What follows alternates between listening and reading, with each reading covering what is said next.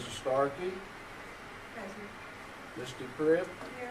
Carl Armour, Here. Tom Rattler, Here. all here and accounted for. This time I will lead us in the Pledge of Allegiance.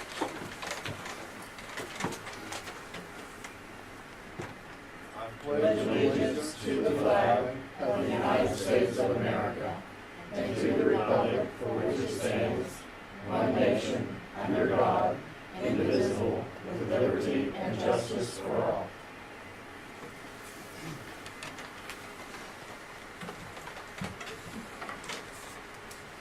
We go next to item 3 of the board agenda, Superintendent's Report. Mr. Blankenship.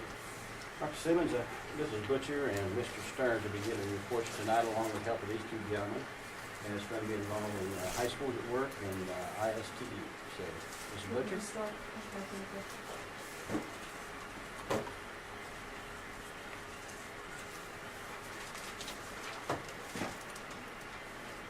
Several years ago, in fact probably more than just a few, Gilmer County High School had been involved with the High Schools at Work program. I know that I worked with it when I was in the classroom.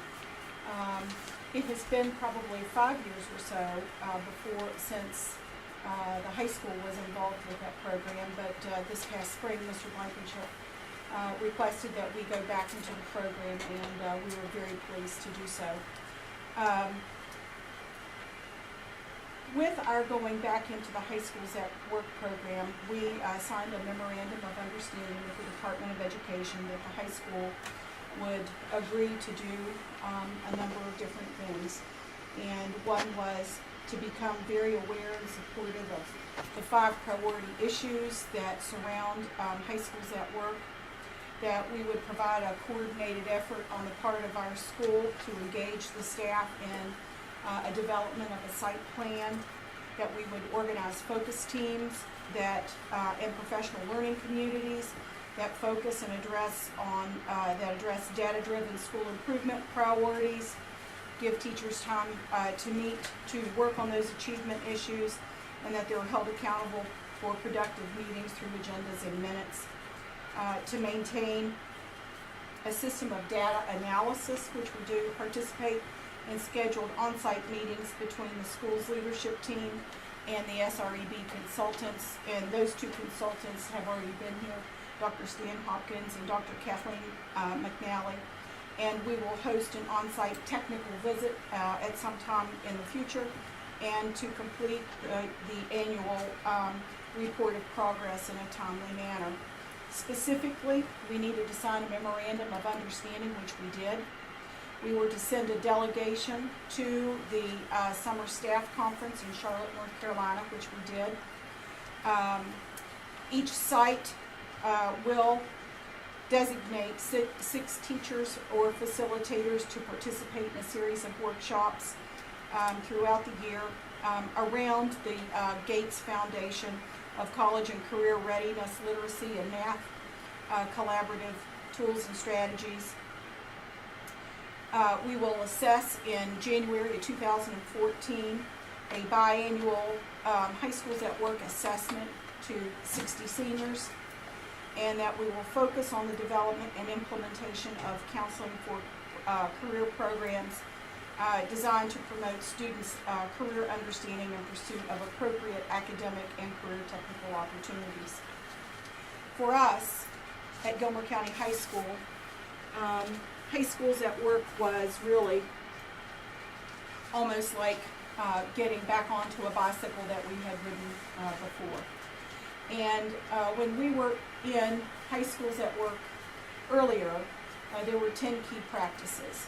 Those 10 key practices have not changed. And those 10 key practices were high expectations, a program of studies, academic studies, career and technical studies, work-based learning, teachers working together, students actively engaged, guidance, extra help, and a culture of continuous improvement. Those were the 10 key practices. And those practices I had worked with when I was in the classroom. Actually, Gilmer County High School never really left many of those key practices, and we still do them. However, right now, the state of West Virginia, they have 5 priorities, and these priorities we are obligated to become familiar with and to work on. And the 5 priorities that have been established by Dr. Ferris and his team is that for the High Schools at Work program, number 1, we are to prepare students for multiple options after high school, both post-secondary study and work, to improve teaching so students learn the deep literacy and mathematics thinking emphasized in the Common Core state standards. We are directed to focus on grades 9 and 10 and develop a 9th grade redesign to catch up underprepared freshmen for challenging high school work. Now with that, let me digress for a minute and give you a handout which addresses the math and literacy design collaboratives. With High Schools That Work and the Southern Regional Education Board, the SREB has partnered with the Bill and Melinda Gates Foundation, and they have done extensive work on the Literacy Design Collaborative and the Math Design Collaborative, aimed at increasing students' understanding and mastery of literacy and math that's based on the Common Core. As a result of our partnership with the Southern Regional Education Board and working with High Schools at Work, these are the 2 collaboratives that will be rolled out this year. We are going to be focusing on grade 9 for literacy and math. And because we do have a middle school in our facility, we have middle grades, that Dr. Hawkins and Dr. McNally said that because we had taken some 7th grade teachers to the summer workshop in Charlotte, that we would be able to go ahead and roll out in one of the middle school grades. So we have elected to roll out the 7th grade because that is part of the middle grades that matter. So we are going to be focusing our Math Design Collaborative and our Literacy Design Collaborative on grades 7 and grade 9. Our team that went to Atlanta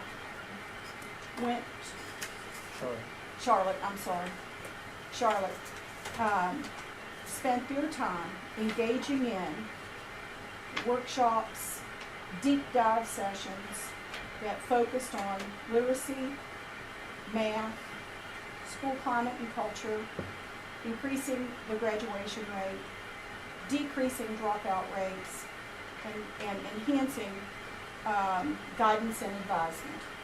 And to a person, all of those teachers that went with us came away with a better understanding of the mandates of Common Core and how we can go about and achieve students' understanding and mastery of those contents.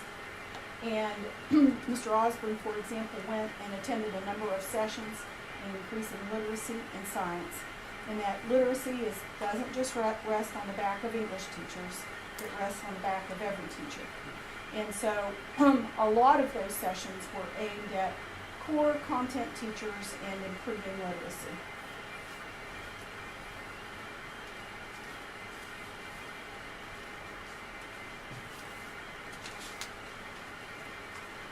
The other 3 priorities that have been set by Dr. Ferris for us to focus on is the transformation of schools so that teachers can plan together across disciplines, to strengthen the guidance and advisement for all students, especially for those who are pursuing a career pathway, and to build schools' capacity to help good teachers become great teachers. Dr. Ferris met with everybody from West Virginia at the end of the opening session for High Schools at Work. He set out our charge, what we were directed to do. I can tell you that On the first day of school, we engaged in a data dive of our own data, looking at what our strengths were, what our weaknesses are, and developing our site plan from that. Dr. Stan Hopkins and Dr. Kathleen McNally spoke to our faculty, gave them an overview of what High Schools at Work is now, because there's really only about 5 or 6 of us here from the original faculty when we worked with it several years ago. And so everybody had to come on board and understand what it was and what was expected of them, and how we were going to roll out the math and the math and the literacy design collaboratives for those grades. While Dr. McNally explained the literacy collaborative, the site team worked independently with Dr. Hopkins. He directed us to come up with a mission statement, to come up with some core value beliefs statements that's more in line with current educational policies, and he will meet with us again.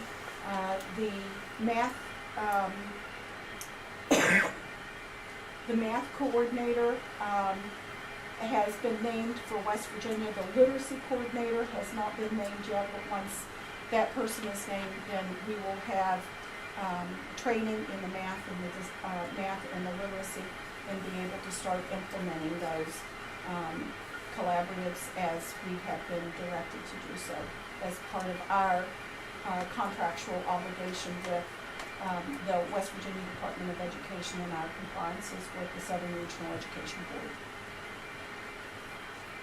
Thank you. Anybody have a question? You have these 10 things in this book, don't you, that you gave us to begin with? Pardon me? The 10 key priorities Yes, ma'am. in this book that you gave us. No, those were the old, well, I can make you the copy. Would you like a copy? Yes. Yes, I'll be glad to do so. Yes, sir. We can also get this directly off of the SRED website. Yes, that's true. Yeah, I've seen that, plus the slide blocks they've had. Yes, Dr. Bottoms, honestly, Dr. Gene Bottoms, who is chair of High Schools That Work, gave the keynote, and he was fabulous, fabulous. And he is right on.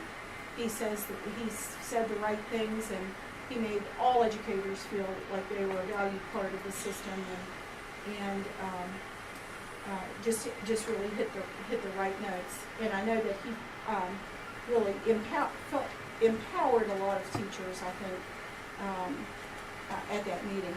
But I'll also say that I did speak with a number of principals, and I thought it was interesting that several that I had spoken with said they had gone into High Schools at Work solely to get the literacy and the math design collaboratives, that their schools were struggling schools, and that's why they were in it. They were really in it for the math and the literacy design collaboratives, and we're going to be a pilot school in West Virginia for those.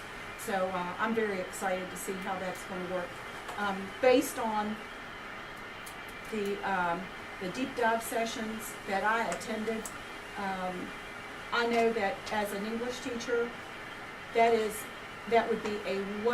going to be a wonderful way for our teachers to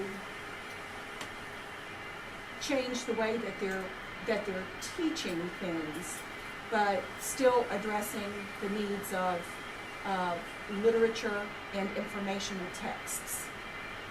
And that seems to be where our weakness is. It's not in literature. It's in informational text. That's where students struggle. So those are the types of things that the science department will be able to help us on, and the math department, and social studies department, and other departments, and that the English teachers can continue to teach wonderful literature, but the informational text, they can help us in that literacy component with our other departments. I can tell you that Mr. Kinder is ready to roll out the Math Design Collaborative today.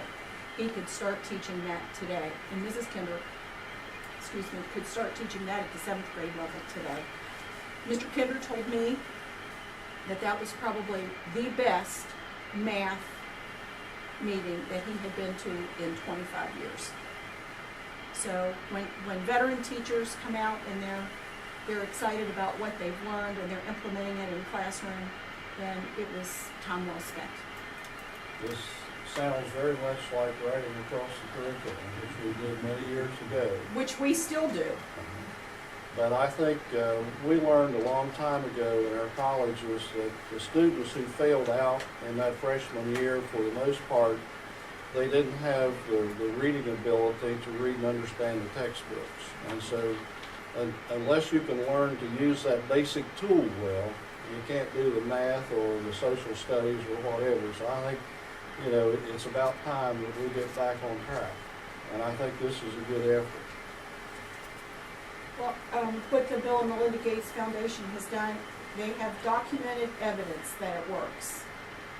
Documented evidence over 3 years. So I'm excited that we're going to be a part of it. I think I know that it's not going to hurt us, you know, and it will teach us all new things. And as educators, that's our job. You know, we're supposed to be lifelong learners, and we're supposed to learn how to do things differently in order to meet the needs of our students. Mr. Butcher, these gentlemen going to go next? Actually, Mr. Stearns was Okay. going to go next. Mr. Stearns and I are collaborating since he's an integral part of what we do and the number of students that we send to his facility. And I can tell you that years ago when I was still in the classroom, I worked collaboratively with the Career Center and the High Schools at Work initiative. And I'm looking forward to working with Mr. Stearns again on that. Mr. Stearns. Okay. Good evening. And I appreciate the opportunity and the invitation to come and attend the High Schools at Work presentation and that initiative. I took with me our leadership team, which comprised of both, it was a little short notice, but we were able to get together our leadership team, Karen Blankenship of Health Occupations, and Sarah Luzak, my counselor at the County Gilmer Career Center, was able to attend. What we walked away from that is spot on for what we really need right now. What we're seeing is students with high levels of technical skills, but we lack some basic skills that we're getting from both high schools, not just one. So we think through the key practices, those should help, and any collaboration, like you said, since across the board, that anytime we can collaborate to strengthen those basic skills. I know you're retrieving your data from West Test 2 and then what assessment in the future, I'm not sure, but what we see is from our work keys. And that assessment shows us 3 basic areas: reading for information, locating information, and applied mathematics. And what we see is hopefully being able to carry over some activities between the two and collaborating more with staff to strengthen that. Alongside high schools that work, there's also the SREB also sponsors an initiative called Technology Centers, or shared student centers that work. Again, the practices there, from what I can gather and what I can research, are very similar. We are openly exploring the possibility of looking at technologies that work and collaborating again and sharing some of those initiatives. Along those, by the way, I had brought a PowerPoint, but we didn't have time to get here to set that up. I'll be happy to share my documents with you and leave those here with you. I understand some of you are familiar with the SREB site, so you can see also there the technologies that work, the shared student centers, those are there. Industry and career and technical education from a local and state and national perspective has really come into the limelight. It seems to be one of the more successful areas in education right now. In local industry implications, and I have a document here that shows from the West Virginia elder populations by county. These are projections from 2010 to 2020. And Gilmer County currently, well, in 2010 had 1,193 residents 65 and older. In 2020, that number grows by 19.95% to 1,431. What that means for me and the Calhoun-Gilmer Career Center and our staff and your students is that we have to take into account what we're teaching and where those job opportunities are going to be. Health occupations is going to be bigger. It's going to be, and we realize that. Along that same lines, RNs are the most in demand. A U.S. study shows that, and I'll be happy to lead this. I'm not going to read from that, but it says it's the #1 occupation right now, and it will grow in the next 10 years. So, by the way, that 19.95% change total population, you actually see a slight growth in Gilmer County's population over the next, from the 2010 to the 2020, and I thought that was interesting. Similarly, a lot of counties are looking at the same data of an aging population. And I don't mean that in any bad way whatsoever. But also skilled labor, we see a real demand in areas of building construction, ProStart or restaurant food service. Natural Resources Management is our newest program, and we're tickled to announce as late as today that we have students, specifically a large number of students from Gilmer County High School that are enrolled in that program. That program encompasses 5 areas: oil and gas, coal, forestry, fish and wildlife, and alternative energies, mainly solar and wind, but we'll explore hydro as well. We think that that is a broad range of the local areas that students might have interest. It also has both skilled and professional, I can't stand the pathway system, but it allows for students to go on to higher education, 2-year and 4-year programs. And so we're excited about that opportunity, and we think it matches with what we have locally. Along those same lines, auto, criminal justice, which is strong here with our connections with Glenville State College, welding, business, and networking and computer repair. All those areas show that we can produce a skilled labor market and that students can work, live, and be productive in our communities as well as across the country. Some of the issues that we face, obviously we're pleased to say that our bandwidth has improved, but I think that's always going to be an issue across this country. The amount of bandwidth that's offered, because so much more of our technology requires being able to be online. With that, it's important to recommend or to recognize that our students are a lot different than what we've seen in the past, and the social media is the amount of time that students spend on social media. And I have an excerpt here that I'll share and leave here, so maybe Mrs. Butcher can make copies. Sure, That'd be thank good. you. Good to each one of you. The average age when a child begins regularly consuming online media is 8. Even though Facebook's minimum age requirement is 13, there are about 5 million users under the age of 10. About 10 hours and 45 minutes per day are spent online for 8 to 18-year-olds. That's amazing. 25% of the teens log into social media 10 times per day. Obviously, the implications socially and otherwise have changed dramatically since I was in school and you were in school. So I think it's important that we recognize all of those. And there's some other important statistics. Only 50% of the parents have installed parental controls for their kids' online interactions. And we know that's dangerous. We don't put those in place. Along that line, through business and industry forums and recently a workforce investment survey, we found that one of the number one areas that local industry and business leaders are concerned about is the lack of being able to keep a labor force in place because they can't pass a drug test. You've probably heard that before.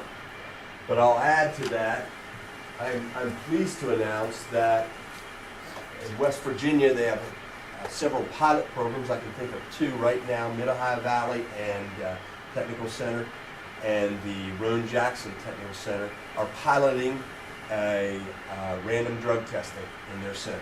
It's an initiative in career and technical education, and I appreciate that. Obviously, when we have young men and women that can't have gainful employment because they're unable to pass the random drug test, we have issues that we have to address, and we'd be foolish not to recognize that.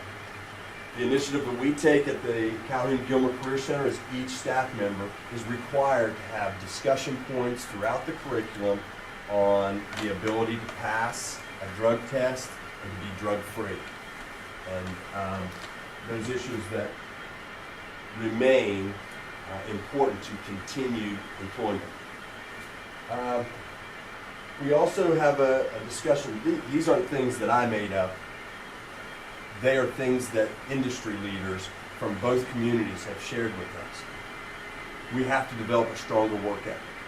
We see that in schools. We see that in career and technical education. So we have to increase that sense of attendance is important at work, knowing the job skills that they need to have. All those are part of a strong work ethic. A couple things that we've initiated this year, and as we continue to look at high schools that work and tech centers that work, we've increased our initiative to career and technical student organizations. We find that those organizations are clubs within the center itself, but we're focusing more on leadership, service, and competition. You've often seen probably some of the pictures of our two young ladies from Gilmer County. One was 8th in the nation in technical and computer applications. She did. We're tickled to death with that. The other one was a young lady, also from Gilmer County, that participated in the culinary arts and the baking at Kansas City. So that's one. We've also increased our work-based opportunities because as much as we'd like to think that we have a employment simulated workplace, even at the Career Center, nothing substitutes for actually placing students in a work environment. A safe work environment in which they can experience, these are the expectations that employers hold on you. This is what it's going to take to keep and maintain a job. And those skills are invaluable. So we've increased those opportunities. We'll continue to increase those opportunities, and I welcome any input or suggestions you might have in the way of other work-based opportunities. And finally, there has been a large increase in two-year programs. Pierpont is one. Those opportunities for us mean that our students, whether they go on to a 4-year or a 2-year degree or a training program, it's vital for them to be completely prepared to go into the workforce. That's all I have, and I will be happy to leave these documents with you. If you have any questions, I'd be happy to try to answer them. Oh, I'll just review and make copies for them. Sure, I'll be glad to. If you'd like to do that, I can send it out in packet. To reaffirm what you said about work experience, Yes, sir. I was watching all this recently, but they had a fellow on there that said that he had been in a job recruiting advisory position for 35 years. And he said, we are at a point right now that we have so many young people that either come out of college that have never held any kind of a job. They don't know what it's like to show up at a workplace, They have zero work experience, they have no idea what to expect. And he said one thing we could do in the educational system is to emphasize that every student should have some kind of a job when they run through their school year.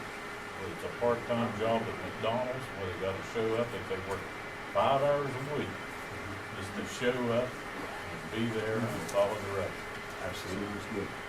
And one other area that we require, of course, all of our students do performance assessment. I'll not waste your time. That's simply not a book test.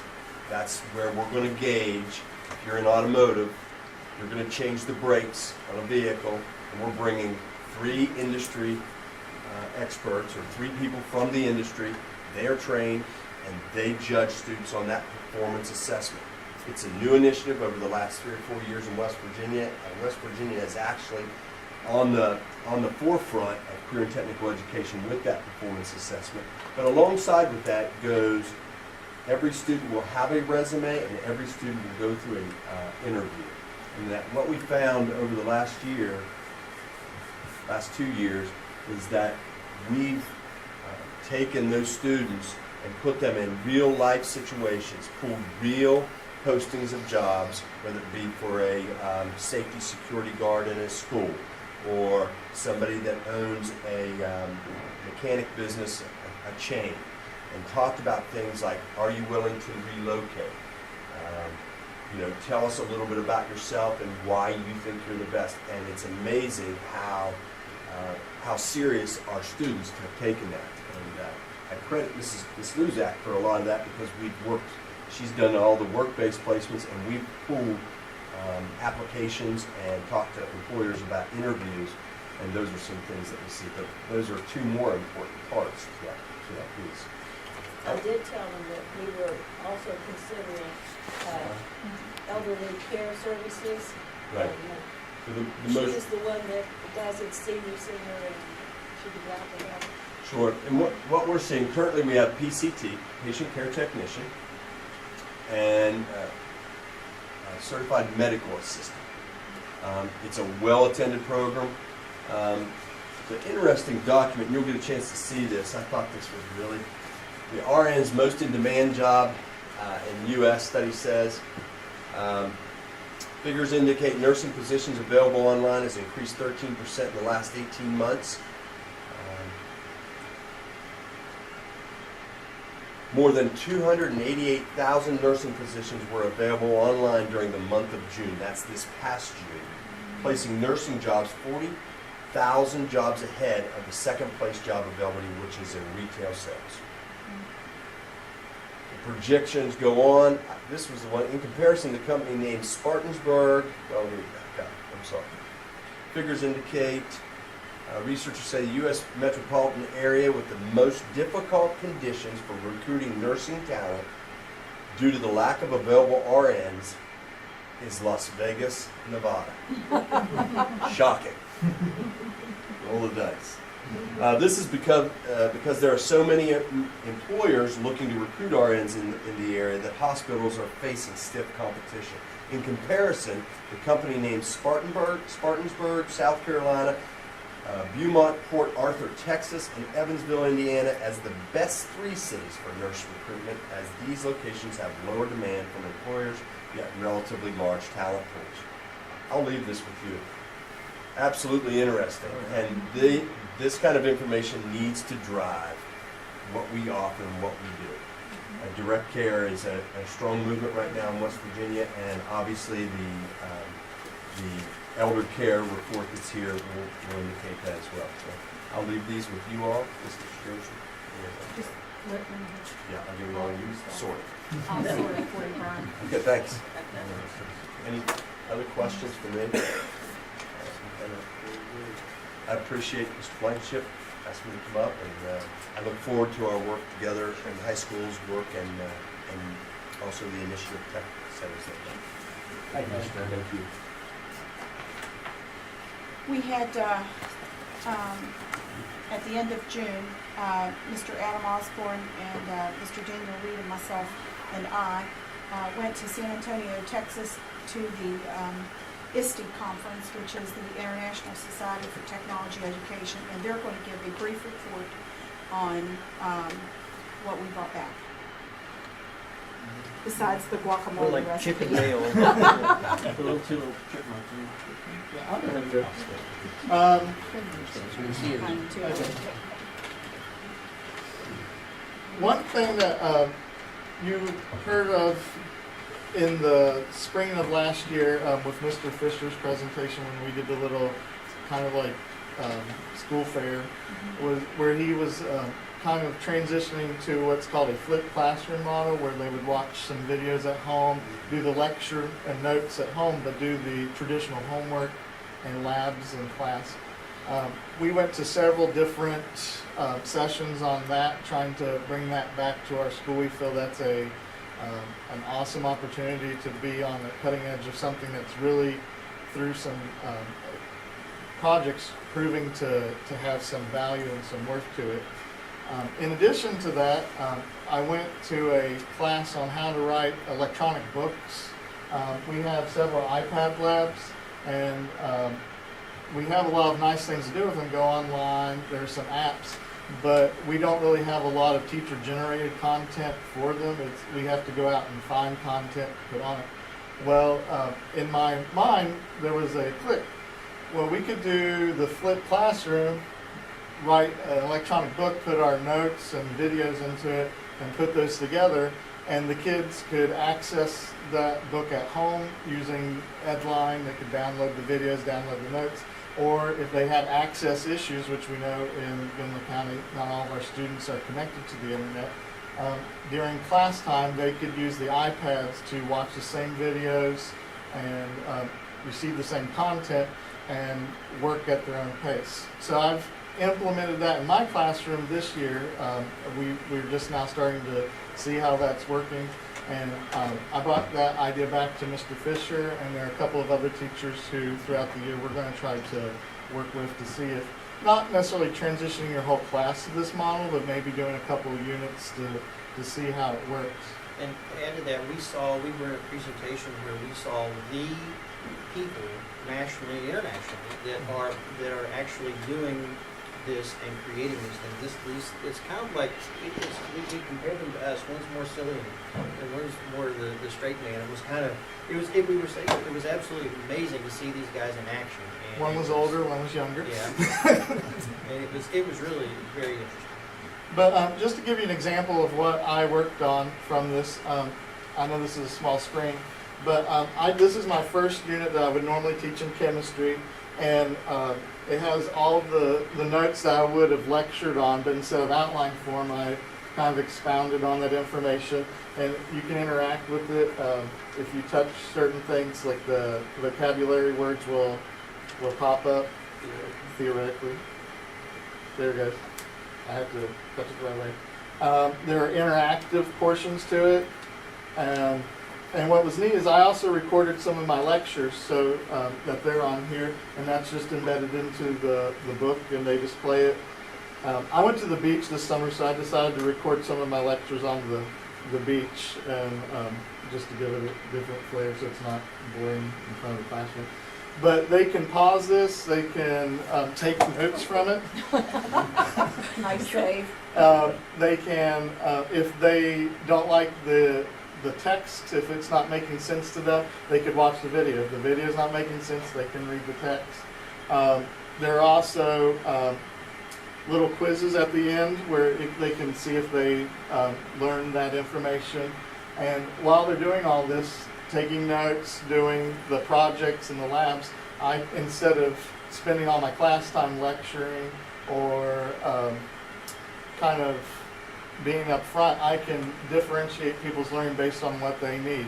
If they're not understanding something and other kids are, they can go ahead and work on what they need. I can work with that small group of kids who needs more one-on-one help.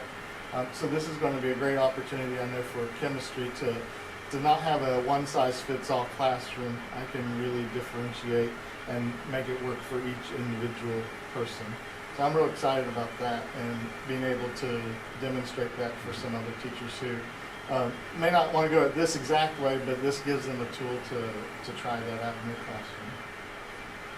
We attended, I mean, this conference had 16,000 people in one building. I mean, if you think about it, there were more people in this building than the population of Gilmer County in its entirety. And so there were all these wonderful seminars on robotics, on emerging careers and emerging technologies, which is what I found to be very interesting. I learned, for example, that Chrysler is developing this car. This one particular session that I went to talked about the emerging careers over the next 10 to 20 years. This is an example they have that Chrysler is developing this car wherein the body of the car, the mechanics of the car is in the lower portion of the car, and the steering wheel can slide back and forth. So, hey, you drive. And you can switch it. But the thing of this is, with this particular car, you can change the body type. So if you need a van for the weekend, you go in and it takes 20 minutes for them to change the top over and back. And it's all electric and hydrogen based fuel.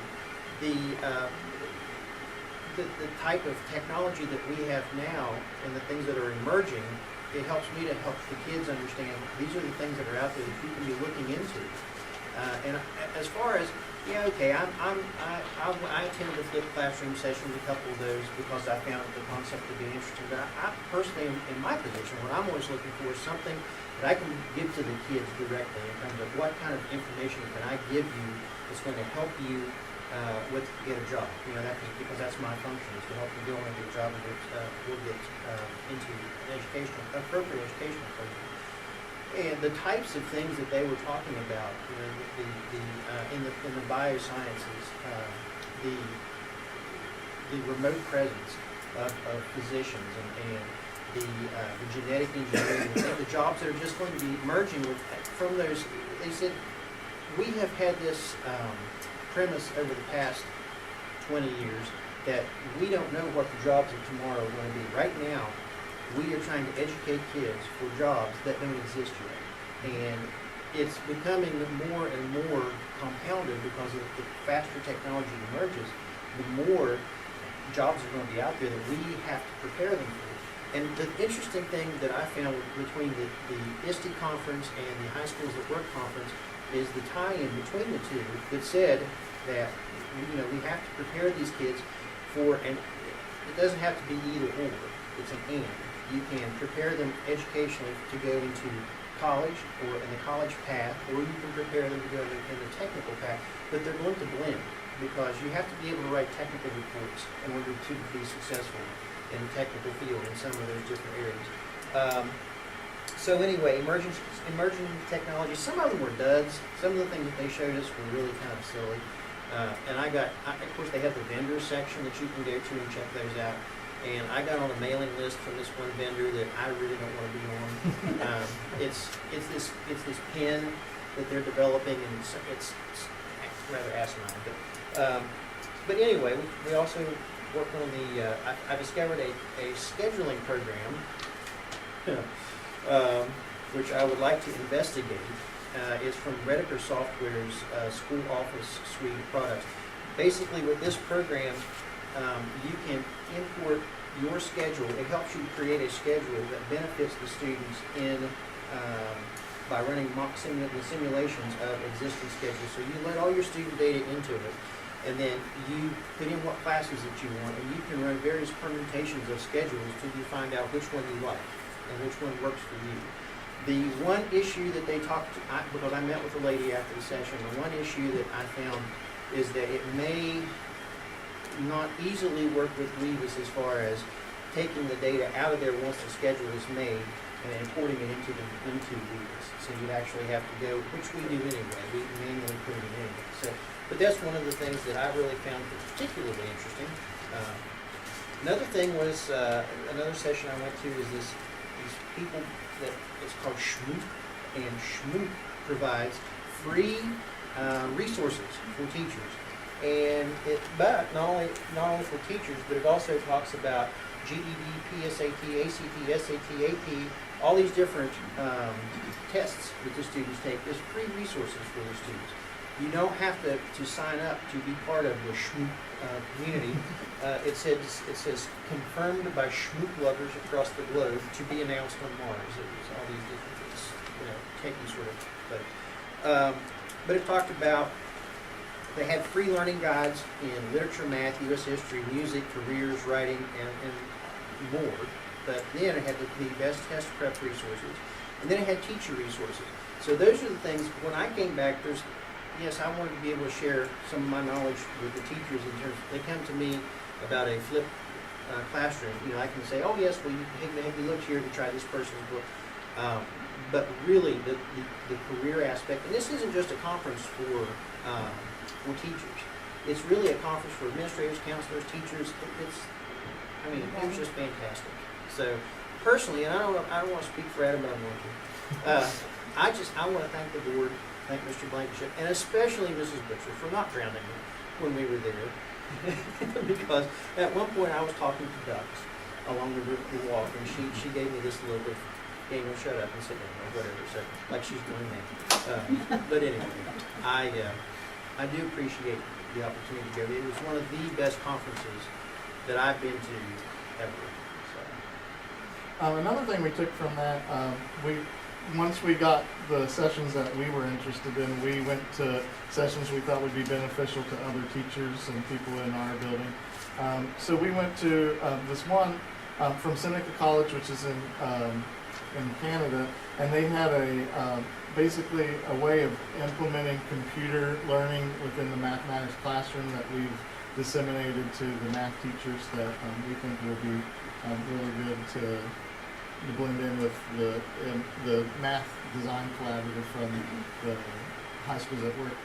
And just to kind of piggyback onto the high schools at work conference, I went to that as well. These literacy design collaboratives, just from a teacher perspective, those are really great. They're a template on how to design a lesson series with your own content. You just kind of fill in the blanks where, like, the subject, what kind of product you want students to produce by the end, and it develops a plan to implement that in your classroom over a period of time. It shows you what kind of literature and resources that you need to pull in from maybe scientific journals or from other resources like that, and it kind of gives you a plan of action where you don't have to sit down and design this whole thing from scratch. You just plug in your content. So as a science teacher, someone who wasn't trained in literacy education, I can take the content that I know, plug that in, and it designs a lesson series that I can implement into my class to teach the same content I would have taught, but just do it from a way where the students are having to read text, to draw information from that, and then apply that by drawing conclusions. Maybe they have to write a persuasive essay or argumentative essay, like a letter to the editor about maybe oil and gas fracking near drinking water or something like that. So I was really excited about those LDCs. We had a very busy summer. That's very interesting. One thing that you said is with Project 24, like for the addition of the access to computers. Do we really know what percentage of the students in this county not having access to computers? I can give you anecdotal evidence from my room. I did a little survey anonymously, of course, at the beginning of my class this year, just to see who would be able to access this at home, who would need to do this more in the classroom. And I would say out of about 24 students, out of about 5 who are going to need to access this during school hours. I know that when I'm going to sending emails for scholarships, when I get scholarship information in, I scan it into a PDF and send that to the seniors. I have them get a mailing list, an email list that they can, so that I can send them the information as soon as I get it.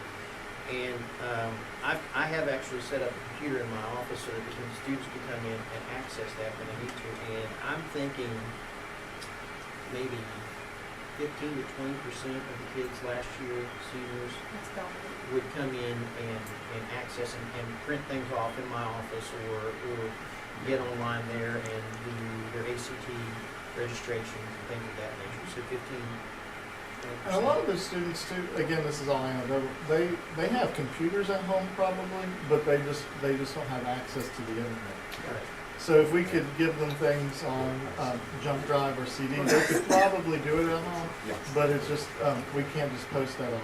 Well, they do have, if they do have access, it's dial-up as opposed to high speed, which a lot of these things, you know, in today's world requires a high speed in order for you to be able to effectively accomplish anything in less than 4 hours.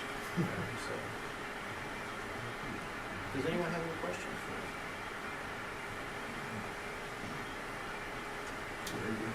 Thank you, gentlemen. Thank Well, you thank very you much. all. Very informative. Very.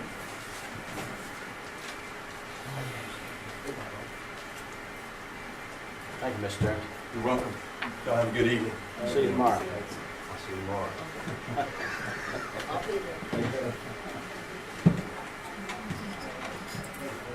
All right, our next item, agenda 4, board reports, Gilmer County Career Center, Mrs. Stark.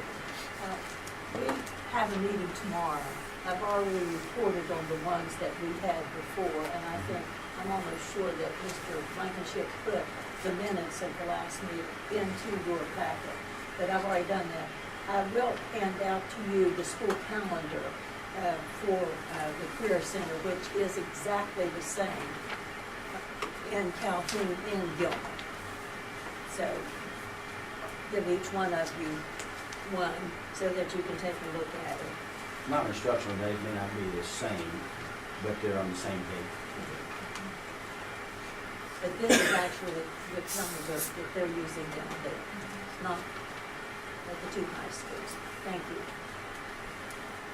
Okay, our last RESA meeting was August the 9th in Randolph County.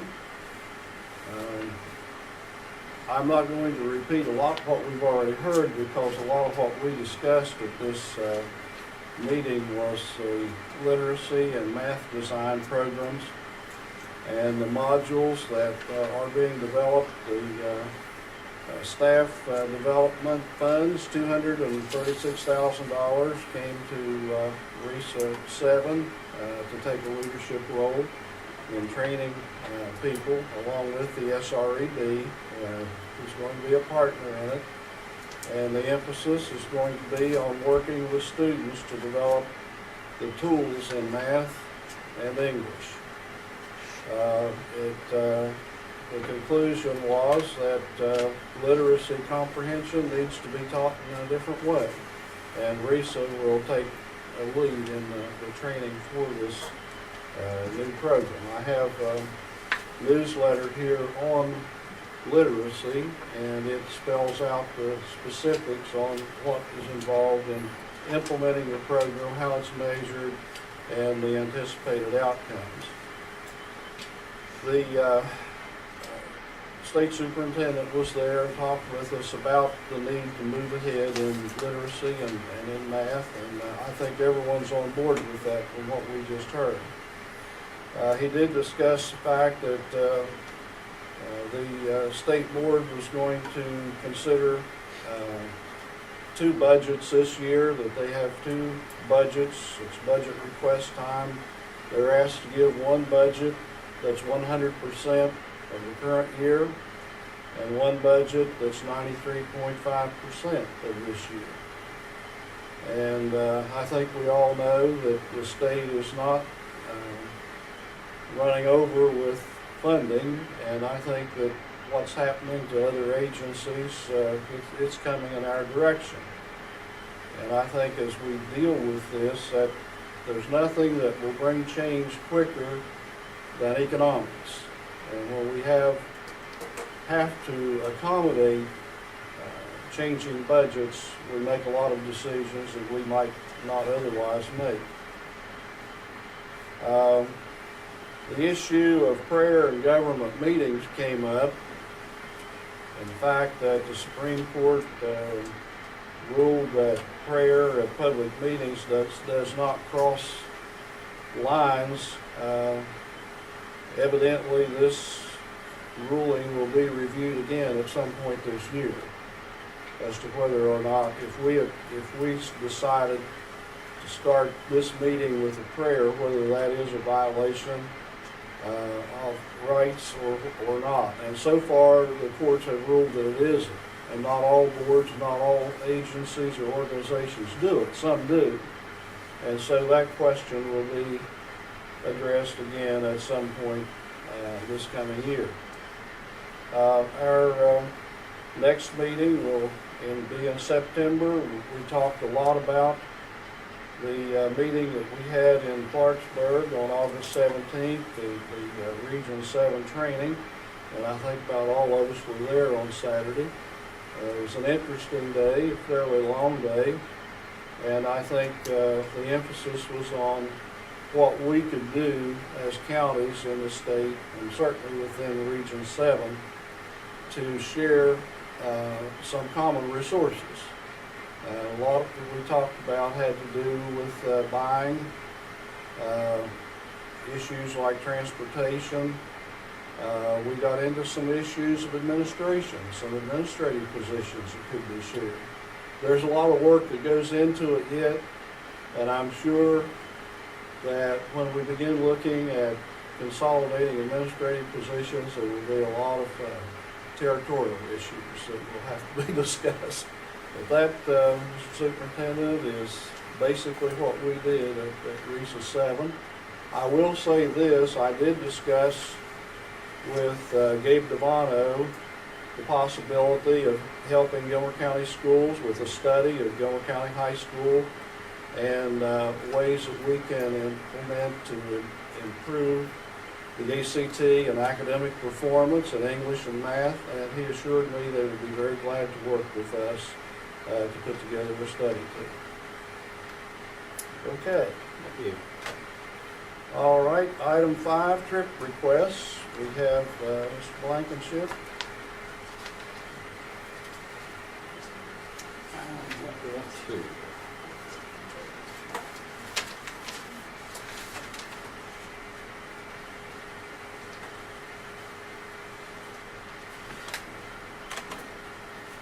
All right, this field trip request, I think you have a copy of it.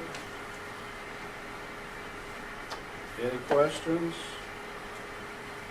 Motion to approve? All right, we have a motion. Do we have a second? Second. Any discussion? All those in favor of the motion signify by saying aye. Motion approved. Item 6, consent agenda. Anyone have any questions on any of that material? I got on the transfer list.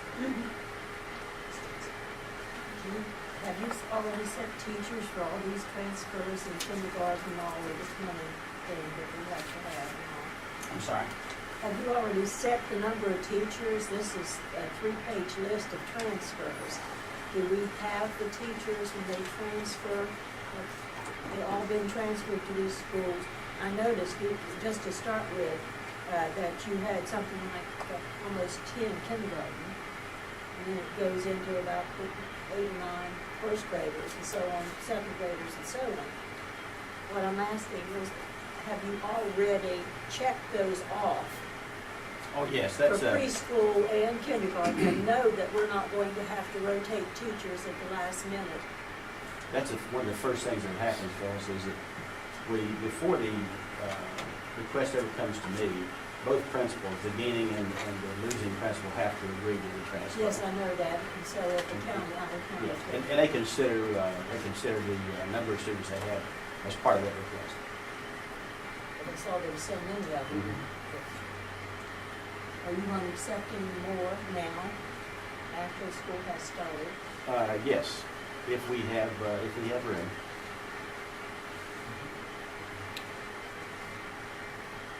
Any other questions, comments? Well, I know we don't have, yes. Just one other one, does this mean that, like a Troy, that you had to put on another aide at Troy No, for the kindergarten? that's all the existing Or personnel. preschool? No. No, all class classes will be capped at 20. And that requires an aide and a teacher. Right. And well, did I say kindergarten or preschool? You said Okay. preschool. And the kindergarten, of course, is 20 plus 3, and that would be an aide and I a thought that teacher. didn't start till the, I didn't think that started in kindergarten, if you put 3 in. Yes, you can. That's Total what I 23. didn't But you have to know. pay anything over 20 students. Yeah, I knew that you did when you got into the regular grades, first, second, third, but I didn't think that was, new information, thank you. Anything else? Do I hear a motion that we approve the consent agenda? You're doing good. Yeah, but we're going through an exercise we're running to the board. Do I hear a So motion? moved. All right, we have a motion. Do we have a second? Well, second. All those in favor signify by saying aye. Opposed, nay. Nay, Ayes have it. I'm not a rubber stammer. All right, item 7, board concerns. This is open to discussion, any board member, and any concern that you might wish to bring up. I have a concern about, I talked to Mr. Blankenship on Saturday about this same thing, it's an air quality test for the Normantown area, just to ease the people's mind over there. Since we've had them in the past, and our maintenance director is very knowledgeable and getting things, and I think they need to do that. Plus maybe saying, we have 2 buses sitting there that the students could climb on, and they could take them up to Steer Run Church or away from the 300. I think that would be a good thing to get to the newspaper so they could ease the minds of the Normantown people that something is being done. Actually, we have the Department of Education going to be in there this week to do some testing. Okay, anything else? Go ahead. I'm concerned at one of the town walls, and I think this has probably already happened because of safety concerns, is that each teacher or maybe the principal do a walkthrough and make sure, since they have had those slight earthquakes, make sure all bookshelves are properly fastened and those things like that. So if you happen to get a small trimmer and a bookshelf or something at the end, you know, that maybe they do a walkthrough and Just check to be sure. just check to make sure that everything is up to snuff as far as. And Dr. Simmons, if in fact there is an evacuation plan in place that may be there for oil and gas emergencies, I think it's important that that information either be published countywide in the paper, informational handouts need to be sent home, because right now this is going on in Normantown, but it's going to spread to other areas, and that kind of information, if there's a plan that exists, that should have went home prior to school going out, I feel, and that information should, have eased the minds before school started, but most certainly, we're at the start of the year. I think that information needs to be provided for not only parents, grandparents, the community, also at large. That's a good point. So I would ask, that the superintendent either, publish something in the local paper or provide informational handouts to go home with the children, some sort of information that can make its way home so that we can say, this is being addressed. I thought that's what I just said, and it is. The part of that can be that the plan itself is a confidential plan, and the part that the public gets is a redacted copy. And we're ready to put together with Reese and all that redacted copy so that we can provide those kinds of things to parents. Carl, did you have? Well, one thing about the conducting business in an orderly way, anything you've done previously you can modify. The last meeting, talked about the evaluation of Gilmer County High School. And since then, there have been discussions with other people in the state. And my feeling is that there's general approval from Charleston for us to take on that sort of thing, because that's what the board should do. The main assignment is student achievement. And it was recommended that we try to have more specificity, tracking with what Dr. Ferris and other people, including the governor, are trying to push in the state. So, since the motion was made and passed unanimously the last time, it was more or less a trial balloon, whatever you want to call it. And after listening to people, I tried to put their thoughts into something to replace that motion and get the fellow members and the board to consider this, whatever they think should be done, we can do it as a group, or That's to be part of it, isn't that part of our resolution? Yes. So that would be a part of our resolution. I discussed this with Chuck Heinlein, and of course I copied the superintendent and Mr. Heinlein and others with what we had passed as a motion, and they were complimentary. But the one comment that Mr. Heinlein made, and I think it's a good one, he said that it would be very difficult to get the kind of information that we're looking for if we had a general charge to an evaluation team. And he suggested that we focus on curriculum, instruction, and evaluation. Well, those are the areas that will give us the kind of data that we need. And I think, Ron, we do the resolution, that those are the things that we want to look at doing. And I don't think it's an unreasonable thing for us to expect to increase our ACT composites from where they are 3 or 4 more points. I don't have specific information. I have only anecdotal information on students who have very high grade point averages, who can't qualify for a college scholarship, or whose ACT score is so low that they cannot qualify for a scholarship. And, the problem is very evident there. We have great inflation. There's some problem there that we need to fix. It's not the student's fault. The student should have a very realistic evaluation of where he falls in terms of his relationship with other students. And I think that's what we want to get at. And I think this is what I'm hearing all over the state in this move with Common Core standards.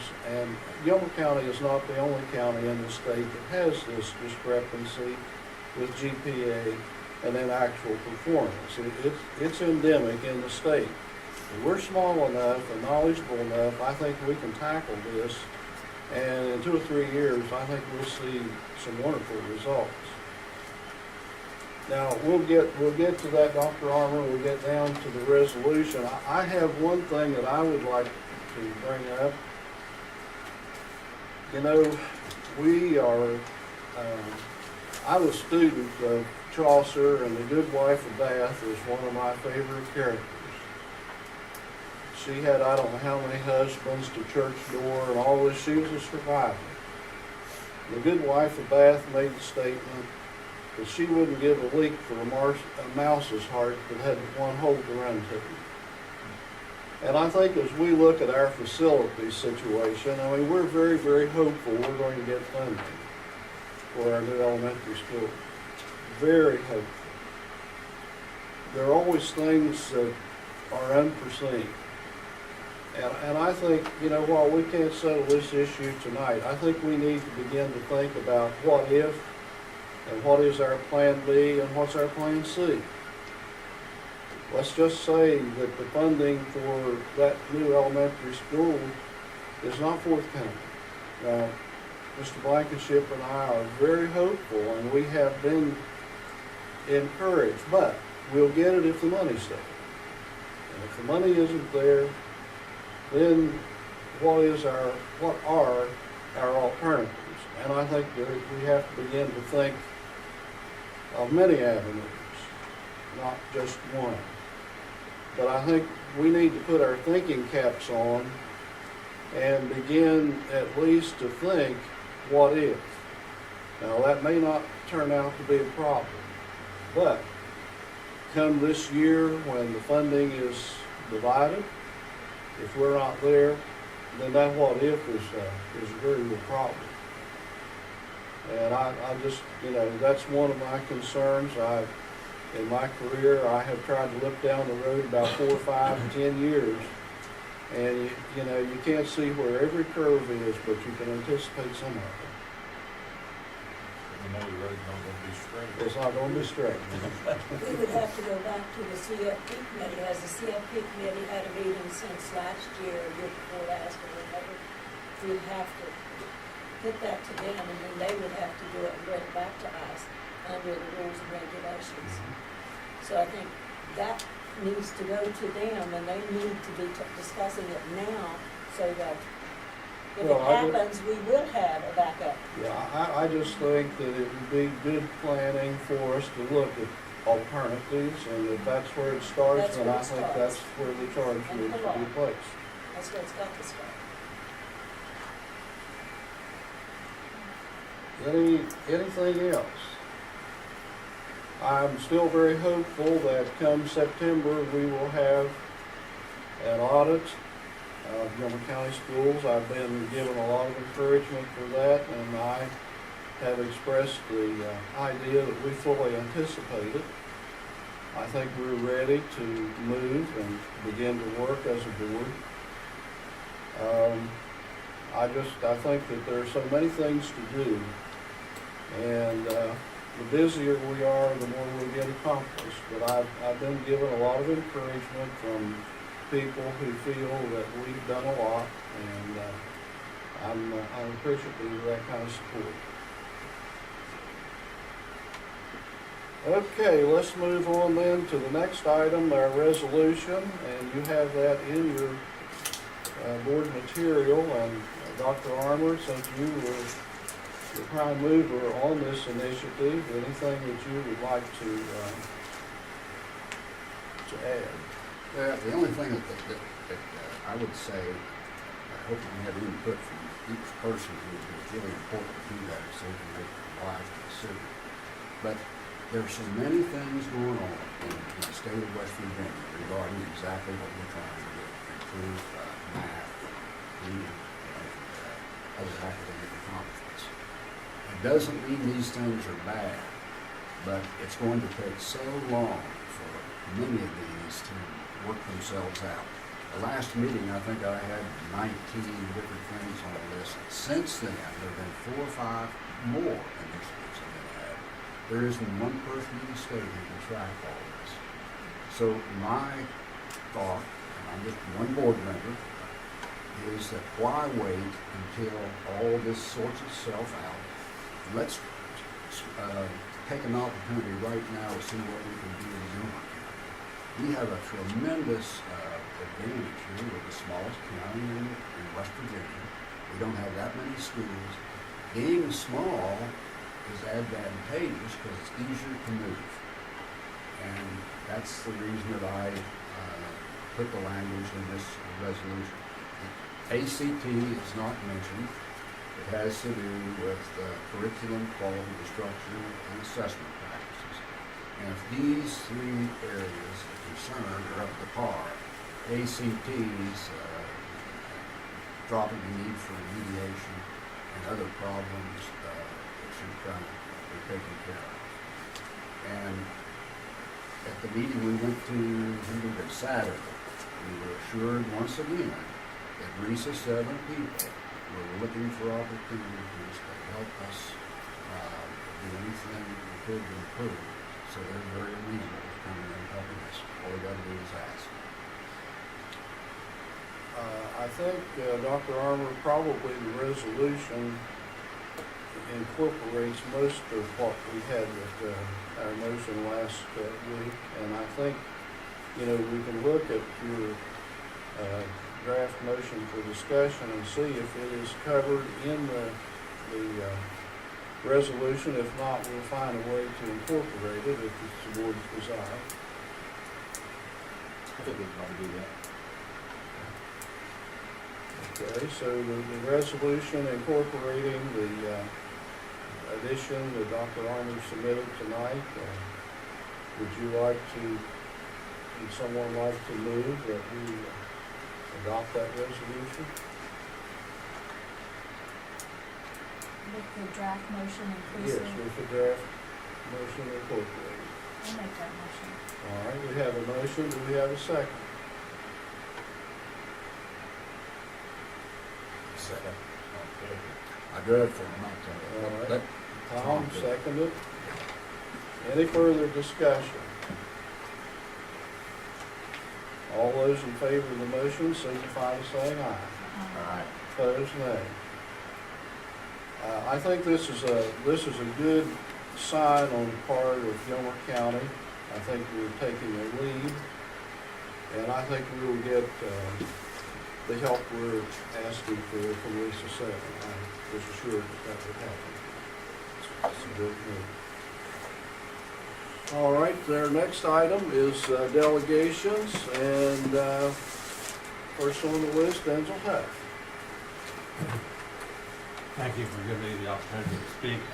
I'm just a farm boy, but I have interest in the students of Gilmer County primarily, which I have. I don't mean to be contrary or contradictory or anything like that. I just hope that everybody can come together and when everything's said and done, everybody will be better off for it. I had never heard of Common Core state standard initiative until a couple of months ago. I come across it and started looking at what they have on a computer from the State Board of Education and how they're involved and so forth. And I appreciate Dr. Blankenship's article in the paper about Common Core. And I appreciate Mrs. Butcher, her efforts. What she had done is quite evident that the Common Core is very important there. But I have a couple of concerns just reading the material about Common Core. Bill Gates Foundation gave several $1 billion, and the one book company who will be supplying the primary all the books brought out together from what I read on the computer, they were the leading contributor for this thing, and they would be getting I assume that they would be getting contracts for the majority of the books that are going to be published for this Common Core program. The program was implemented or designed in 2010. President Obama being the chairman of that committee. Vice chair was our governor, Governor Manchin, as you all already know. And all this 45 of the 50 states ratified it going into the Common Core state standards. And I wonder why Texas, Alaska, several listed 5 of them didn't join. And after doing a little bit more reading, I come across several articles that are opposed to this, and I wondered why. And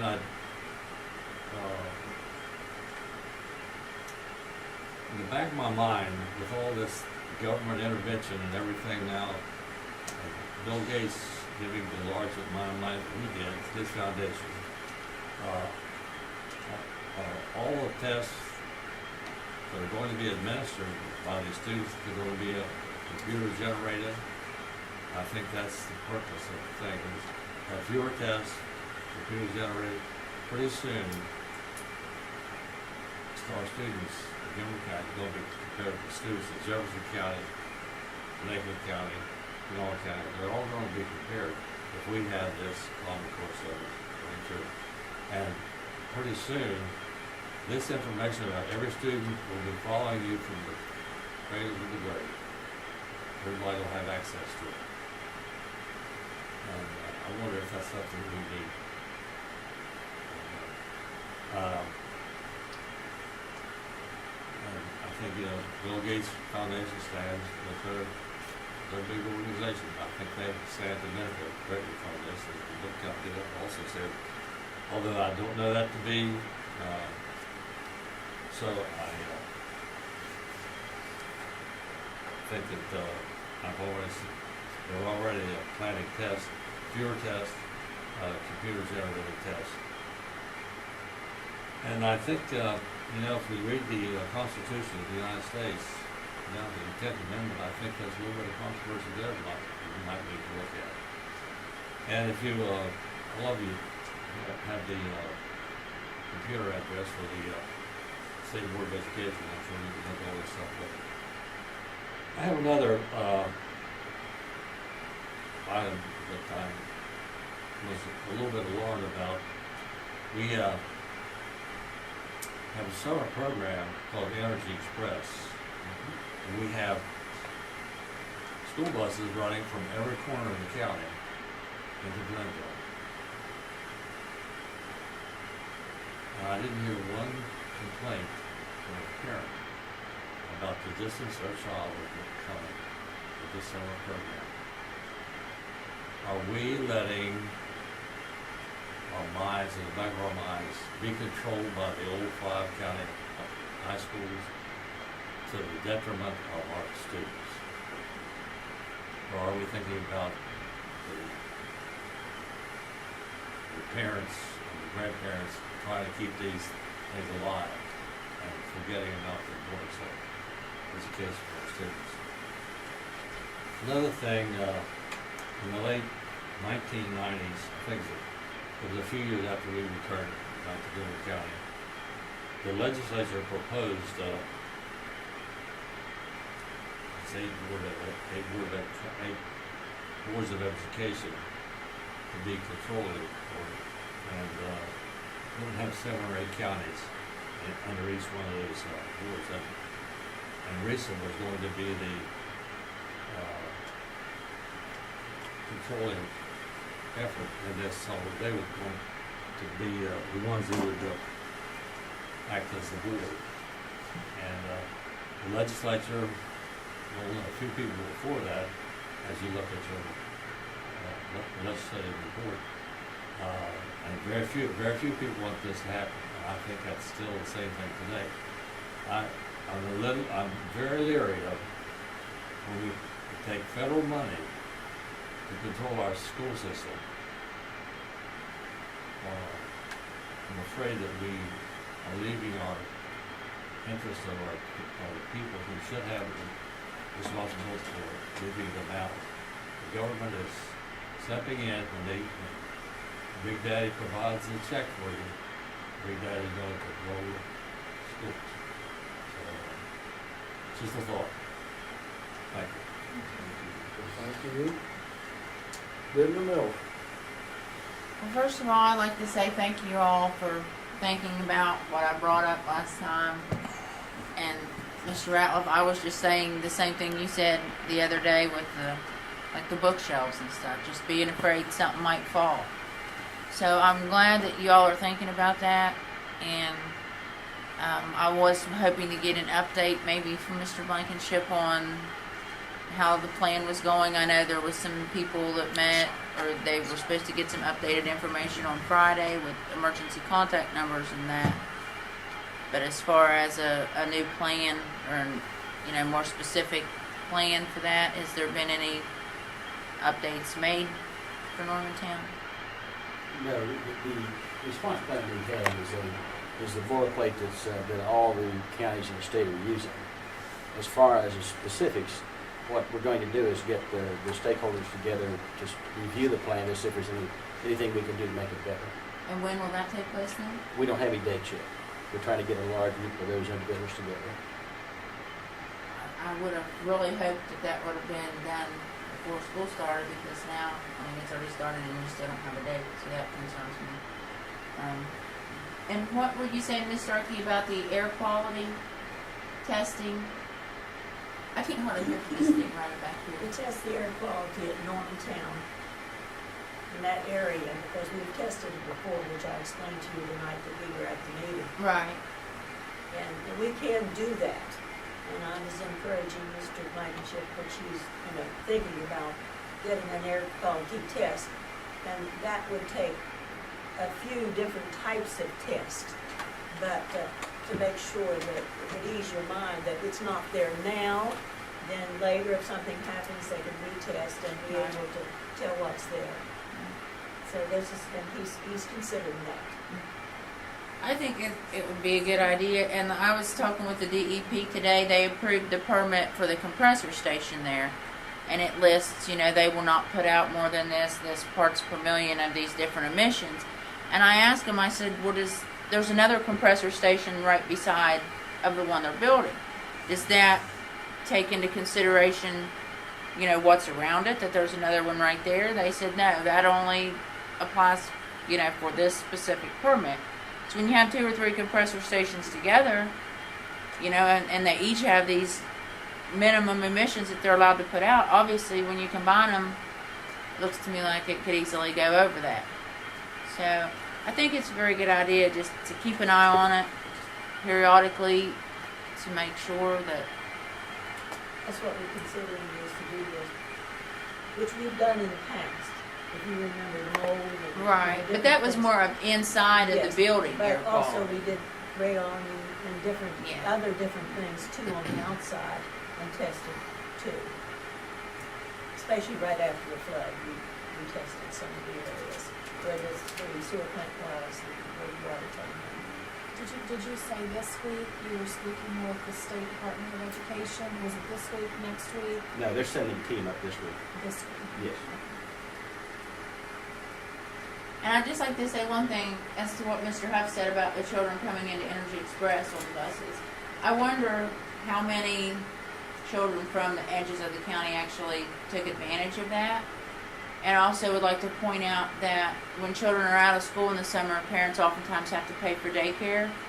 So having them come on Energy Express is a way that they don't have to pay daycare costs. So while they may not mind that for a month to save them, several $100s, I don't know that would be ideal in their minds for an entire school year. And also the bus ran a little bit later. They got home a little bit sooner because Energy Express didn't last the length of a regular school day. Okay. All right, Norman Hurd. First off, I agree with Kendra, and I agree with Mr. Blankenship that the ambient indoor air quality assessments need to be redone. However, not just for the standards. It's been proven and documented there are 189 different carcinogens in fracking fluid alone. And not that Gilmer County has a problem, but I do think forewarned is forearmed. And I do feel that to go to that OSHA guidelines and expand those to the silica in the sand, the taurine, which has been documented at the University of Pittsburgh at their sites as one of the carcinogens that did go airborne. These things need to be checked, and if we just got a sample of the most high concentrations to know where the baseline was, that and a soil sample would go a long way to making the parents feel better about where their children are, and a long way to let the Board of Education know where the children are. Is there a potential? We know there is a potential problem always. Is there actually a problem? It goes back to the same old plastics factory routine. Does anyone know there's really a problem? People say yes, but unless you have actual current documentation, you don't know. And I really encourage the board to do that, to take a good look at it and get a baseline, see where they are for the sake of the children. Mr. Blankenship, may I say something there? When you're talking about concentrations of anything at a fixed point, like a school or a point in the field, there's so many variables that affect it. Yes. Obviously the type of thing it's released, silica, whatever. Right. Wind speed, direction, and duration of that material being blown to that fixed point. Certainly. Concentration of the release, the the micro environment, like those buildings you were talking. A building can interfere with the flow of something, and there can be vortices, so stuff is showing Oh, and up that's there. why I feel the soil But sample what I'm should be leading up included. to, I would bet that Noble, with their environmental staff, they've probably already modeled all this. It is something you cannot go out and take a few samples and come up with an assessment. You have to use some sophisticated modeling. Well, I do think And I if the bet they students have. are sitting on a playground that has a very high soil level of a carcinogen, if that were proven, and not that I know that that's true because I don't, Yeah, but you can go and sample. but if it's there, And the then they wind would shouldn't be be playing blowing on the away playground. from the site. True. What does it really mean? I mean, you can test the little Kanawha because that runs through our drinking water. I mean, there's a lot of things you can check, but I think an on-site check of minimal basis, you know, for allowable EPA concentrations would go a long way to make the parents of Normantown feel as though they are being cared for. You know, Normantown is feeling pretty sloughed Yeah. away. Center District is feeling pretty much ignored. Yeah. And this is important for the children. And the ambient air quality index by OSHA has been required for years anyway. To expand it for a couple more samples, given the fact that the wind travels as the crow fly, not the road. You know, it's a lot closer than it looks. I think it would just make the parents, I agree with that, I think it would make the parents of Normantown feel really as though someone gave two hoots about their children. And I think it would go a long way to salve some hurt feelings out there. But it's not my call. I also think it's an intelligent thing to do. I know Mr. Blankenship, when Stacy wrote, called from Washington D.C. to me, she said that they had not done anything in the way of checking, you know, the difference. And I asked her to get in touch with you and Mr. Ramazan, and also Mr. Ramsey and the editor of the Democrat, and please set up a meeting. And she said that they were going to do that immediately. And I haven't, you know, bothered anymore because I felt that one of our board members, you know, was consultant environmental, was the best person to handle stuff like that, not me, who does very little about it. But she did say that they hadn't checked anything and that they hadn't had any meetings, but, and then you ask Mr. Hess, and Mr. Hess says they have never had any training whatsoever of any kind for that sort of stuff. And I think these are the things, the meeting needs to be handled now. It doesn't need to be down the road, a month, half a month, 2 months. It needs to be taken care of now, just to ease the people's mind and to make sure there isn't anything wrong. We offered to host the meeting, as a matter of fact. I talked with her. And she hadn't got back with me That's yet. what I'm saying. No, they haven't. In I'm fact, going she to jump told back me. in before you leave, before my time gets gone. Then Dr. Simmons is going to say time. Unfair. No, I do want to say I'm very upset about what came out on the Free Press, on National Public Radio, and in the Charleston Gazette that was assigned to the State Board of Education. The statement writers said were from Mr. Mattern, Scott Rains. Mr. Fairs, and Mark Manchin. Now, whether or not that's true, I don't know. I'm insulted. I'm insulted for Gilmer County.